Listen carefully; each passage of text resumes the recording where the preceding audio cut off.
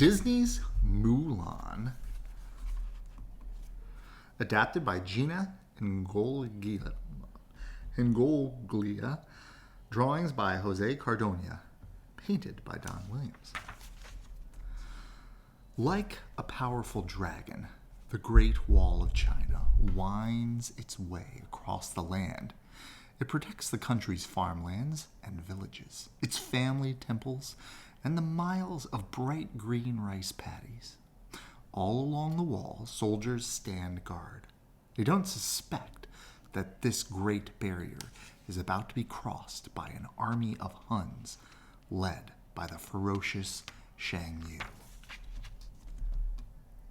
One afternoon, a young woman named Mulan sadly returned home from the village.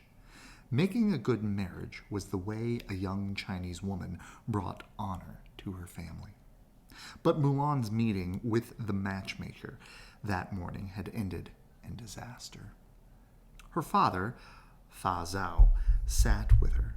With kind, loving words, he assured his daughter that she, like the late blooming blossom that proves to be the most beautiful of all, would bring honor to the family in her own time.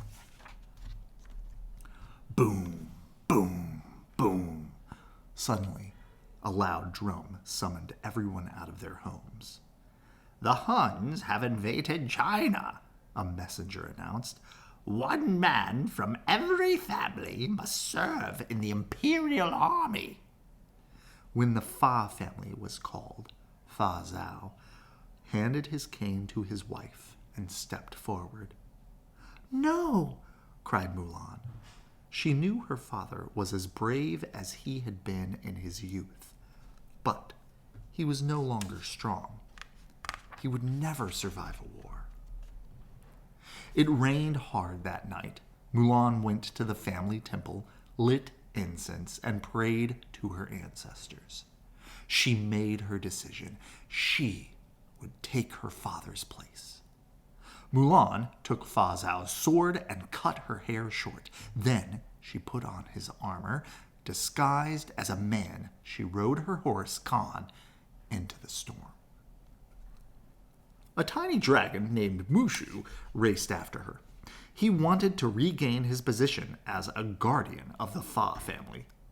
"I'll make Mulan a hero. That will show the ancestors," he said. A lucky cricket named Creaky hopped along beside him. Mulan wasn't sure what to think about Mushu and Creaky, but she knew she needed all the help she could get. When Mulan reached the army camp, she reported to Captain Shang. Shang was the son of General Li, leader of the Emperor's army. It was Shang's job to train the new recruits to be good soldiers. "What's your name?" Shang asked. Mulan made up a boy's name. "Ping?" she stammered. "My name is Ping." The recruits had trouble with the training exercises. The most difficult test was retrieving an arrow from the top of a tall column. No recruit had been able to do it. Clever Mulan finally figured out how to use strength and discipline to get the arrow. Everyone cheered. One evening, Mushu and Creaky overheard Chi Fu, the Emperor's aide, talking to Shang. "Your troops will never see battle," he said. "This guy's messing with my plan," said Mushu. "I think it's time we took this war into our own hands." So Creaky and Mushu put on a clever disguise and delivered a note to Chi Fu. The note read, "You and your men are needed at the front at once." Shang set out immediately with his troops, and soon they came across a burned-out village that had been attacked by the Huns.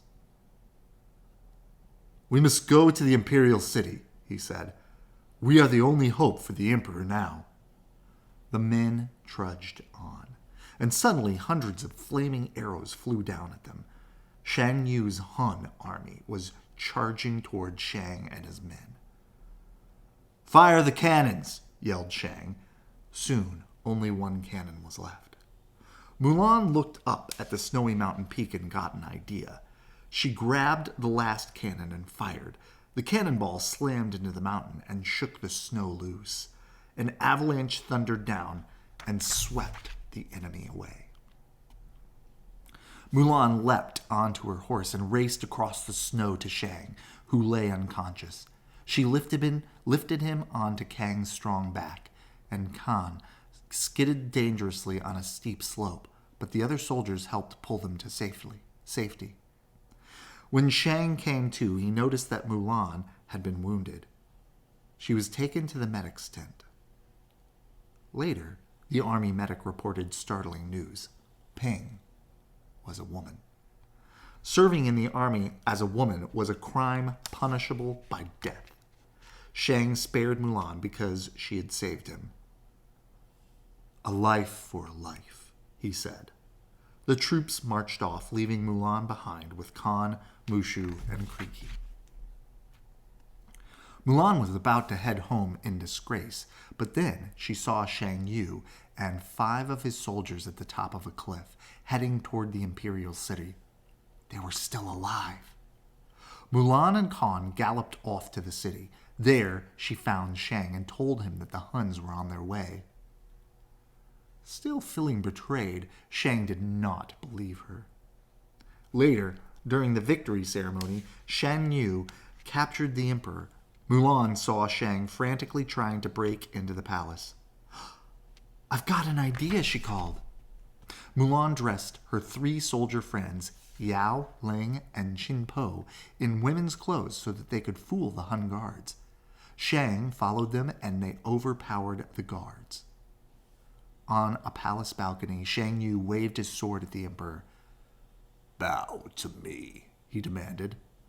At Mulan's signal, the rescuers stormed into the room. The emperor was taken to safety. Shang Yu was furious. He charged towards Mulan. Mulan rushed to Mushu and told him her plan. She sent him off with Kriki to the fireworks tower. Mulan ran through the palace, making sure Shang Yu was following her, and then she led him onto the roof. Using her speed and strength, Mulan pinned Shang Yu's cloak to the roof with his own sword. Mushu arrived with a lit rocket and jumped away just as it crashed into the villain. Kaboom! A spectacular fireworks explosion dazzled the city. Shang Yu was no more. Mulan approached the emperor. "You have saved us all," he said, bowing to her. He asked Mulan to join his council, but Mulan chose to go home to her family.